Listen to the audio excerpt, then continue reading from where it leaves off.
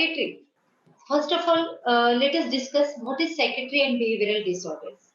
Psychiatry is a branch of medical science which deals with the study and treatment of mental illness, emotional disturbance, and abnormal behavior. Behavioral disorders are the most common reasons that parents are told to take their kids for mental health assessment and treatment. If left untreated in childhood, these disorders can negatively affect a person's ability to hold a job and maintain relationship. All young children can be naughty, defiant, and impulsive from time to time. It's very natural, which is perfectly normal also. However, some children have extremely difficult and challenging behaviors that are outside the norm for their age.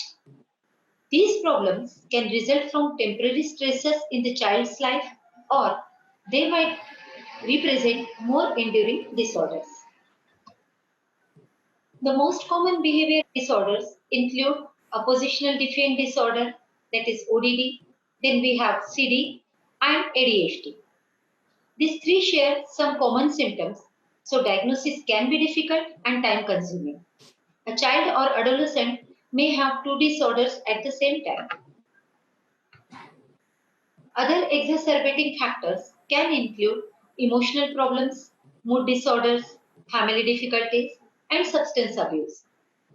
About 30 to 50% of people diagnosed in childhood continue to have symptoms into adulthood, and between 2 to 5% of adults have the condition. The condition can be difficult to tell apart from other conditions, as well as to distinguish from high levels of activity that are still within the range of normative behaviors. In my presentation, I will share a small video clip from my patient who is adult ADHD. Now, first of all, let me explain you what is homeopathy. See, I don't like that bookish language. It is the science which is based on the similia similibus curantur. Everybody knows that. See, let us uh, think from a different angle. It is a wonderful science based on the natural law of similia, where we treat the others as we would wish to be treated. Very simple. If you want to earn respect, you must learn to pay respect. Understand? And if you will put yourself at the place of patient, you will be able to empathize the agonies of the patient. And then only you can treat the patient. Here we can say that we are applying the law of similia similibus curantur, because we are we are sensing the same trouble as the patient is suffering from, and hence it is known as the science of an individual. See, we do not move in the society with the shoe of Cinderella, and we don't compel every girl to put her feet in that particular Cinderella shoe. No, this is the quality of other medical branches. What we are doing? We are preparing a separate shoe as per the size of the feet of each girl. This is known as the individualization, and homeopathy is based on this individualization. Now, please tell me, how many of you believe that homeopathy can really treat psychiatric diseases? Homeopathy is not able to treat any type of psychiatric diseases or metabolic or any type of organic diseases. Homeopathy cannot treat any type of diseases because it treats the person in the disease. So, first of all, we should understand the person behind the disease, the person beyond the disease. Understand? And when you understand the person, you can individualize the disease symptoms and the person's symptom. Because in homeopathy, we treat the person's symptom, because we treat the person, we don't treat the disease. But we must have the complete knowledge of disease for this individualization. As mentioned in the aphorism 5. Hahnemann already mentioned in aphorism 5 that a physician must have complete knowledge of disease process from beginning to end, so that he can individualize the disease symptom from the person symptom. Now let us talk about ADHD or hyperactivity syndrome. Impulsiveness, lack of attention, and hyperactivity. These are the trio symptoms of ADHD. Causes of ADHD. It did not knowingly exist before the fluoridation of public water supplies began. In the 1950s, ADHD spread rapidly among school children and gained much exposure in the medical science and health literature. By the 1970s, some leading authorities noted that this disorder appeared to lie at the root of nearly every type of childhood behavior problem and had become the most commonly diagnosed illness by childhood counselors. Many studies on thyroid hormones have shown that ADHD, that irritability and aggressive behavior are linked to thyroid hormone levels and hypothyroidism. Behavior disorders have been associated with thyroid functions for over 100 years. In 1997, Aronson and Dodman wrote, the hypothyroid human patient has been reported to show a wider range of behavioral symptoms.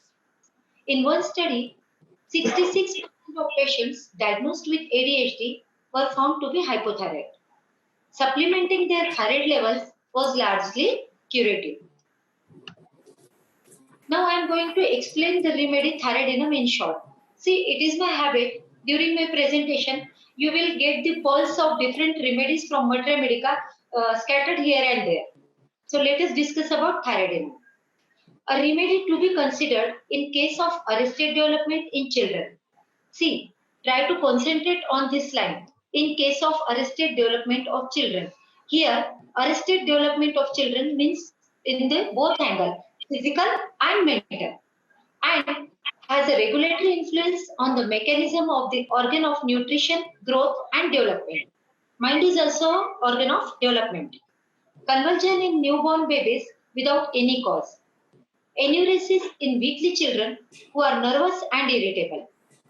Contraindicated in tubercular patient, causes further decrease in weight. So it is a good remedy even for obesity. We do not know the exact cause of ADHD, but researchers suspect that contributing factors may include neurophysiology, which includes differences in brain anatomy, electrical activity, and metabolism. Then comes genetics.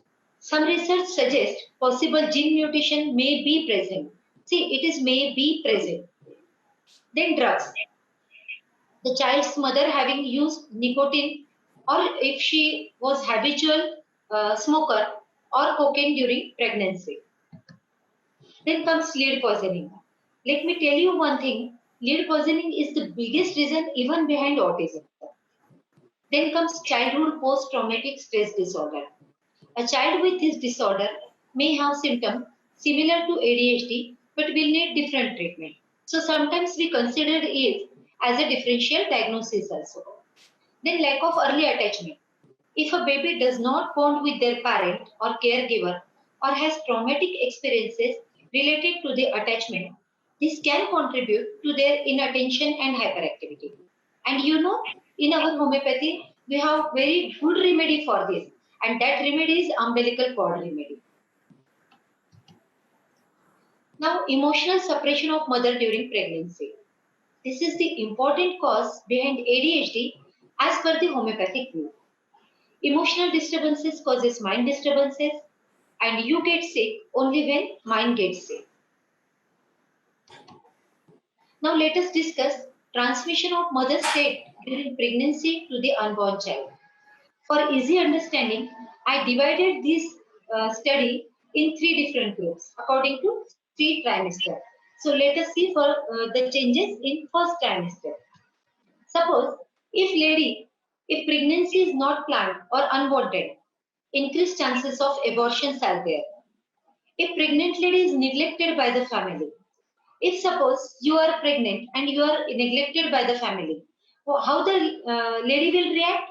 Either she may feel alone, she may feel insecure, she may become introvert, she will cry, or on the contrary, she may become exhibitionist, she may become extroverted, her anger can be burst. So, a pregnant lady is neglected by the family. The child is born with apprehensiveness, impulsive behavior, lack of confidence, delusion being hurt, and want of appreciation. Very vulnerable child. For such situation, if you get this type of history in mother during her first trimester, then please don't hesitate to prescribe the remedies among from Naza, Argentum nitricum, and Palladium. as per the symptom match. If the lady is neglected by her husband, see, when we take the case, we should ask the lady in proper way whether the neglection was from husband or family too, and she will explain you. It will help you in selection of remedy, and it will cut short the duration of case taking. Okay. Now, if she is neglected by the husband, the child is born with terrors, mania, psychosis, and high vulnerability. And at that time, we can think about the remedy, stramonium. During pregnancy, if the woman is tormented either by the in-laws or family members, the child develops either impatience and violent temper. See, if anybody is tormenting you all the time, if anybody is troubling you, torturing you all the time, how will you react? Either you become impatient and you will show the temper tantrum, or you may keep quiet, you become sensitive, you feel offended easily, or you may be quite suspicious and exhibitionism of anger will be there, or you may become outgoing, outbursting, and passionate. So, for this different situation, when lady undergoes this situation, the child shows the same symptom even after the many years of his birth, because the status of mother, emotional status of mother during pregnancy has a great impact in beginning of many diseases and in maintenance of many diseases. So we have to find our remedy from her mental status only. So if the child develops either impatience and violent temper, then we have the remedy lysima.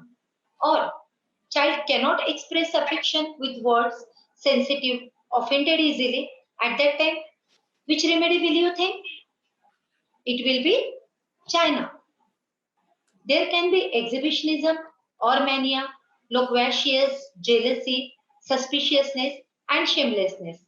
Of course, there is only one remedy, and that is our highest yamas. There can be delusion of being hurt by surrounding. Sometimes the family is not tormenting to the patient, but the patient has this sensation by her own side. So if you feel that it is her sensation only, then select this rubric and you can prescribe the remedy NASA to the child, not to the mother, because her situation has already gone in the past. Right now you are dealing with the child. Few children can show passionate, expressive, outgoing, loquacious, and suspicious state. And at that time, our remedy should be lachesis. Now, yeah. Now, from third month till the sixth month, this is about our second trimester. If the conflict is still continue, then during this period, if the conflict is still continue, congenital anomalies may continue. There may be intrauterine growth retardation or intrauterine fetal deaths. Between 6 to 9 months, that is her third trimester, there are different effects on child and mother. Effects on child can be intrauterine growth retardation may continue.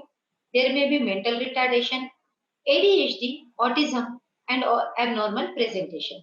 See, this is the most sensitive time as per the emotional status of mother, last trimester. And effect on mother will be diabetes, hypertension, recurrent infections, depression may continue, previa, sciatica, and premature labor. If the conflict still continue during labor, effects on child can be neonatal asphyxia and cord round the neck. This is the biggest reason behind seizures nowadays.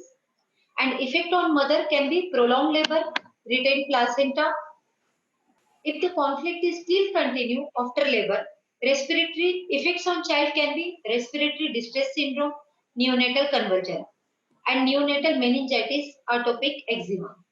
And effects on mother can be postpartum hemorrhage, septicemia, postpartum depression, agalactia, and venous sinus thrombosis. Now, see how beautiful nature is. Already the unborn child has a different language. Nature set a language between unborn child and would-be mother. The fetal movements and behavior form a language to communicate with the mother. Till now, I explained about the mental status of mother during three trimester, during labor, and after labor. Because we had seen that post-traumatic stress disorder is also one of the differential diagnoses as for ADHD. Now I am going to explain you about this thing. Listen, during sudden fright of the pregnant mother, the fetus react with an enormous hyperexcitability with convulsive movements. And for such situation, we have two remedies, that is crocus sativa and dancing fetus. For dancing fetus, we have the remedy carcinosin. But sometimes exactly opposite happens. During severe depression in the pregnant mother, there is markedly reduced motility. And you can save the child by increasing his movements with the remedies medorinum, opium, colophilum, silesia, thuja, naza, carcinosin, lysinum, and guru. Why I am explaining all these slides to you? Because before understanding ADHD, autism, or any type of behavioral disorder, we must first understand the exact condition of the lady during her pregnancy, her mental condition and her physical conditions.